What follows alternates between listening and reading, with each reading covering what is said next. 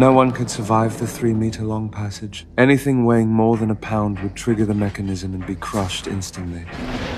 But if the corridor could be crossed and the stone door opened, the celestial treasure would be within reach. The natives had tried countless ways to reclaim their ancestors' legacy, and every attempt ended in death. When everyone ran out of options, I came up with a solution. Let a machine go where no human could. Using wooden gears, I built a small cart. The parts came together quickly. The spring was wound tight, and the world's first self-propelled vehicle was born, weighing just 4 kilograms. I set it in motion toward the trap as everyone held their breath. Just as the cart neared the end of the passage, the ground ahead suddenly sloped upward. If it slid back, gravity would trigger the deadly mechanism. In that split second, I increased the tension of the spring. The cart stabilized and reached the end safely. I immediately pulled the rear lever, striking the center of the stone door with perfect precision. A door sealed for 1,000 years opened for the first time. The soldiers passed through the passage and reached the second trial. A stone slab lay before us, covered with 100 keyholes. Only one was correct. Choose wrong, and everyone would be thrown into the abyss below. I studied them closely and noticed that the keyholes were arranged in even numbers, all except one, which was odd. I concluded that this had to be the answer. But the moment the key turned, the walls began to shake. Dark water poured out, and the bridge beneath our feet started to contract, nearly forcing us over the edge. The priestess stumbled back in panic, but I stood my ground. I realized that every keyhole was marked with a constellation, except for one that bore the symbol of the sun.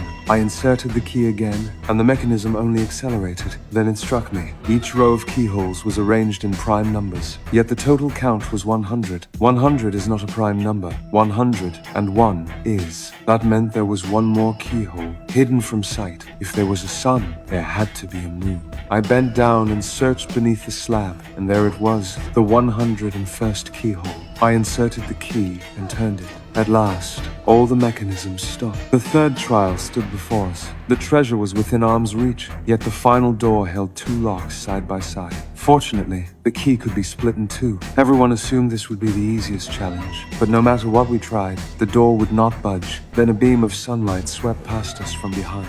In that instant, everything became clear. The final answer had to be connected to light. There must be a pattern. I ordered 2 soldiers to place the keys into the locks while I calculated the path of the sun. At the exact moment sunlight poured into the keyholes, they turned the keys together. The door opened at once. Stunned, we stepped into the inner chamber. The treasure was sealed inside a chest of pure gold.